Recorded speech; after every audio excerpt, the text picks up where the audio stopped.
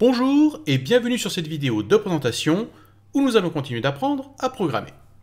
Alors jusqu'à présent, nous avons utilisé des objets qui existent déjà.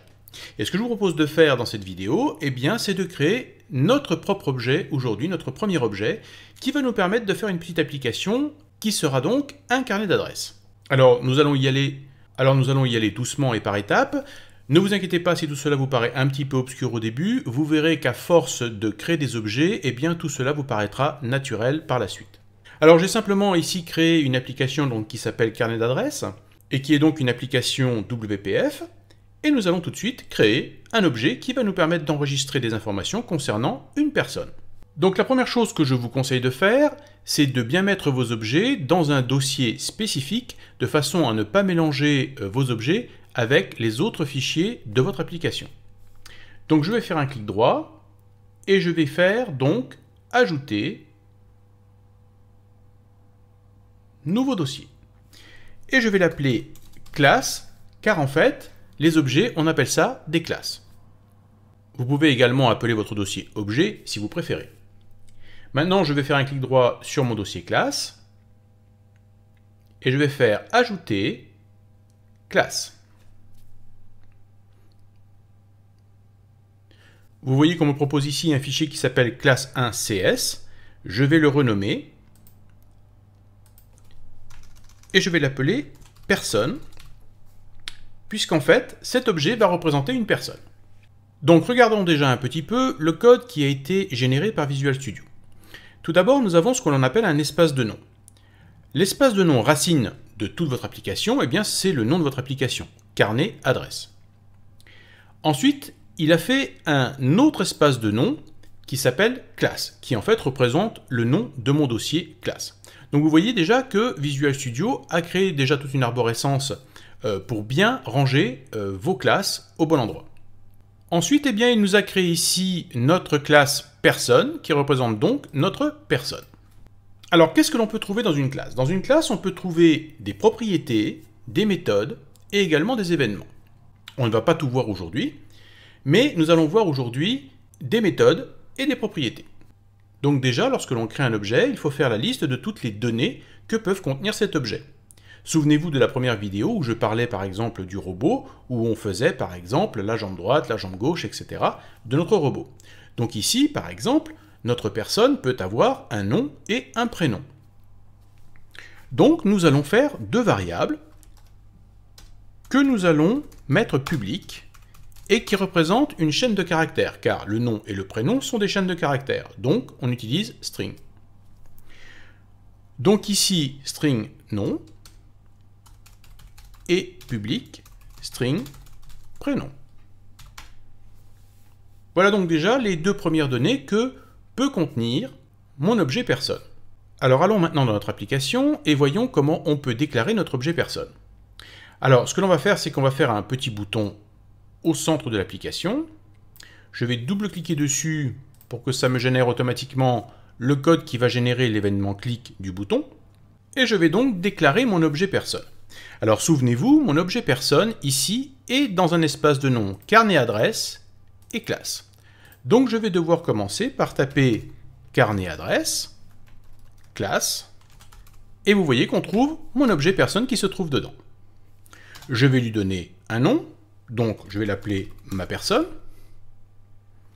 Je vais faire égal, et là nous allons utiliser le mot-clé new que nous avons déjà vu dans les précédentes vidéos, et qui va me permettre de déclarer toujours mon objet personne, en n'oubliant pas de mettre deux parenthèses et le point virgule à la fin. Voilà, mon objet personne est déclaré, je vais maintenant pouvoir l'utiliser. Donc il va falloir que je mette le nom et le prénom dans les variables qui sont dans cet objet personne. Donc je vais prendre mon objet personne qui s'appelle donc ma personne, je vais taper un point et vous allez voir qu'on va trouver dans la liste le nom et le prénom. Donc, je prends le nom, je fais égal, et je vais mettre une chaîne de caractères toujours entre guillemets. Je vais l'appeler Durand. Et je vais prendre ensuite le prénom, et je vais l'appeler Eric. Voilà, j'ai donc mis les deux chaînes de caractères dans les deux variables nom et prénom de mon objet personne. Maintenant, voyons voir si, eh bien, ça a fonctionné. Est-ce que j'ai effectivement dans la variable nom et dans la variable prénom Durand et Eric? Donc je vais utiliser tout simplement un message box, comme on a déjà vu dans d'autres vidéos. Et je vais lui dire, eh bien, affiche-moi ma personne, nom, et puis je vais faire un petit espace entre les deux, et je vais mettre derrière le prénom. Ma personne, prénom. Tout simplement. Donc normalement, cela devrait m'afficher le nom complet. Nom et prénom. Donc je vais lancer mon application.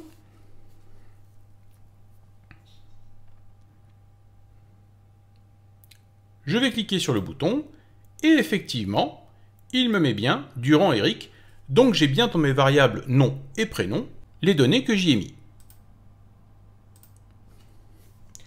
Donc mon objet a l'air de plutôt bien fonctionner. Maintenant, il est déconseillé de rendre public deux variables dans un objet. Je vais agrandir un petit peu le texte. Il est préférable en fait d'avoir ces variables privées et de les rendre accessibles par des propriétés. Alors, ce que je vais faire maintenant, c'est que au lieu de mettre public, je vais mettre private et private. Vous allez voir maintenant que si je vais dans le code de ma fenêtre, eh bien il va se plaindre. Pourquoi? Eh bien parce que si je fais maintenant ma personne, vous voyez que dans la liste, je n'ai plus nom et prénom qui apparaissent, parce qu'elles sont devenues privées. Ces deux variables ne sont maintenant accessibles qu'à l'intérieur de l'objet classe personne, et nulle part ailleurs. Alors comment faire pour y accéder tout en les gardant privées? Alors j'ai pour habitude personnellement de faire précéder mes variables privées d'un underscore ou d'un trait bas. Ça, vous n'y êtes pas obligé, mais c'est ma façon d'écrire le code. Ce que je vais faire maintenant, c'est que je vais créer une propriété qui va me permettre d'accéder à cette variable nom depuis l'extérieur de mon objet personne. Donc, public, string,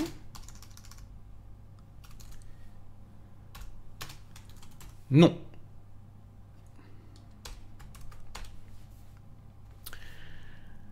Et vous voyez qu'il se plaint. Pourquoi? Eh bien parce qu'une propriété doit avoir ce que l'on appelle un get et un set. C'est-à-dire quelque chose qui permet de récupérer ce qu'il y a dans la variable et quelque chose qui permet de mettre quelque chose dans la variable.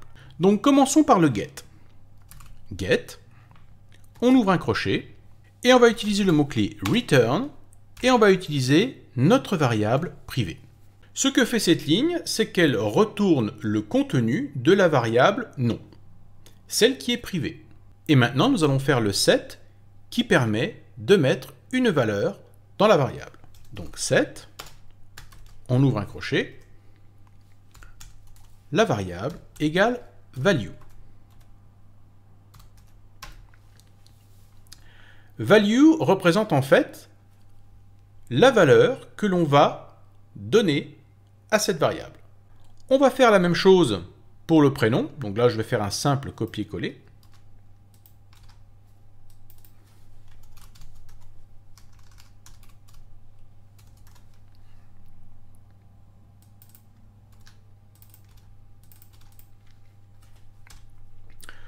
Remarquez comme j'écris bien différemment ma variable privée de ma propriété. On peut bien faire la distinction entre les deux. Maintenant, retournons à notre code. Nous voyons qu'il se plaint toujours. Pourquoi? Eh bien tout simplement parce que, comme vous l'avez vu, mes propriétés ont un N majuscule. Donc ici, je vais taper nom avec un N majuscule, et vous voyez que, de nouveau, tout refonctionne. Donc on va s'en assurer en démarrant l'application. Je clique sur le bouton, et il continue de me donner le nom de la personne sans problème. Voilà, donc je le rappelle, il est déconseillé de rendre accessibles des variables en étant publiques. Il est préférable d'avoir des variables privées à l'intérieur de l'objet et d'y accéder à travers des propriétés. Il est également déconseillé de mettre du code dans les propriétés, ce n'est pas impossible, mais c'est déconseillé. Il est préférable d'utiliser des méthodes lorsque l'on a besoin de manipuler les données dans la classe, plutôt que d'utiliser les propriétés. Maintenant, ce qui serait bien, c'est que mon objet personne soit capable lui-même de me retourner le nom complet, sans que j'ai besoin de faire la petite manipulation que j'ai fait ici dans MessageBox, avec le plus, l'espace, etc. Donc pour ceci, je vais utiliser une méthode. Je vais créer une méthode qui sera publique, que je vais appeler public string nom complet. Et là, je vais mettre des parenthèses pour bien montrer que c'est une fonction qui va me retourner une donnée. Je vais mettre 2 crochets. Et vous voyez qu'il se plaint, il me dit normalement, ça devrait retourner une donnée, ça devrait retourner une chaîne de caractères. Or, il n'y a aucun code qui retourne une chaîne de caractères. Alors, je vais le faire, je vais faire return, et je vais lui demander de retourner le nom, plus le prénom. Et vous voyez qu'ici, j'utilise les variables privées, je n'utilise pas les propriétés. J'utilise les propriétés pour accéder à mes variables depuis l'extérieur de mon objet, mais quand je suis à l'intérieur de mon objet, j'utilise les variables privées. Donc voyons voir si ça marche. Donc ici, je vais changer mon code. Et je vais faire ma personne, et vous voyez que maintenant, j'ai une fonction ici qui s'appelle nom complet et que je vais pouvoir appeler. Voyons voir si ça fonctionne.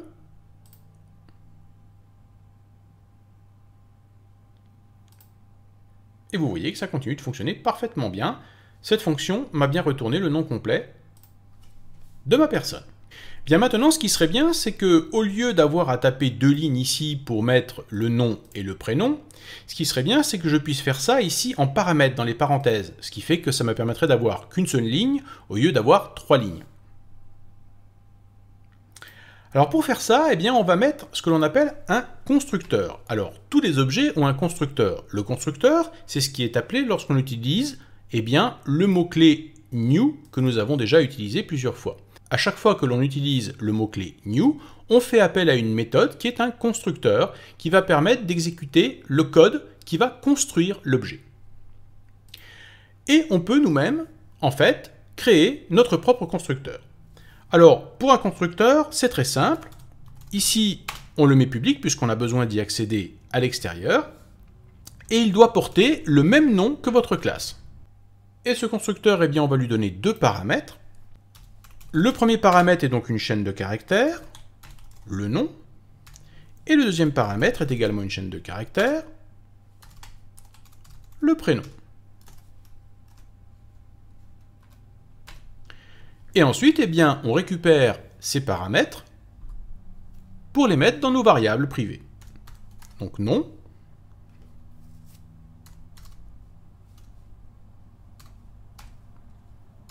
prénom,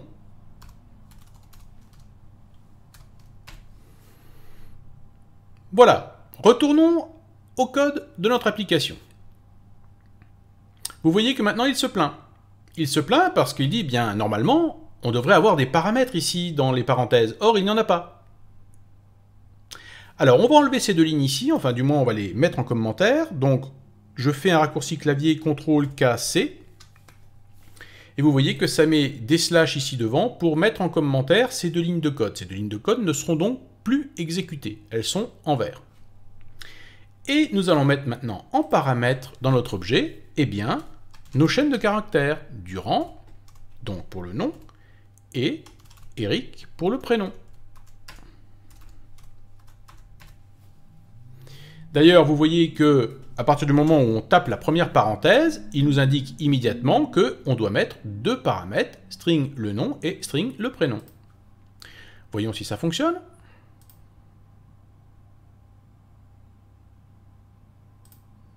Vous voyez que ça fonctionne toujours.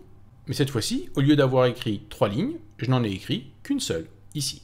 Maintenant, j'aimerais avoir le choix entre soit utiliser un constructeur avec des paramètres, soit utiliser les propriétés. Pour pouvoir avoir le choix de faire l'un ou l'autre, eh bien, je peux faire un deuxième constructeur qui va se comporter différemment. Je vais donc faire public personne.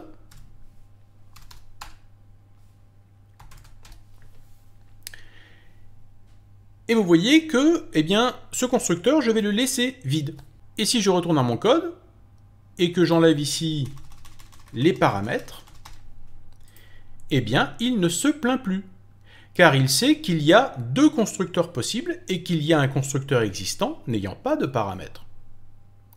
D'ailleurs, si je retape ici la première parenthèse, vous voyez qu'il me montre clairement qu'il y a deux possibilités pour appeler mon constructeur. Le premier et le deuxième avec ou sans paramètres. Alors il est évident que si je mettais deux constructeurs avec le même nom, eh bien vous voyez que sur l'un des constructeurs il se plaint. Il me dit c'est pas possible, il y en a déjà un qui porte ce nom-là. Alors pourquoi il accepte en fait les deux constructeurs à partir du moment où l'un a des paramètres et l'autre non? Eh bien on dit en fait que ces deux méthodes n'ont pas la même signature. On parle ici de signature, c'est-à-dire que l'un a des paramètres, l'autre n'en a pas, ou alors on peut même en faire un troisième ici où il n'y aura que le nom. Et vous voyez qu'il accepte ça sans problème parce que chacune de ces méthodes personnes, en fait, ont une signature différente et donc peuvent cohabiter. À partir du moment où deux méthodes ont la même signature, à ce moment-là, cela cause une erreur parce qu'elles sont ressemblantes, elles sont identiques et ne peuvent pas cohabiter dans le même objet. Alors comme vous le voyez, cette ligne est un peu longue et pas forcément très lisible parce que nous devons faire appel aux espaces de noms différents pour accéder à notre objet personne. Pour éviter ce genre de choses, ce que l'on peut faire ici, c'est utiliser les using. Vous voyez qu'ici nous avons un tas de listes de using qui sont en fait une liste d'espaces de noms et on peut indiquer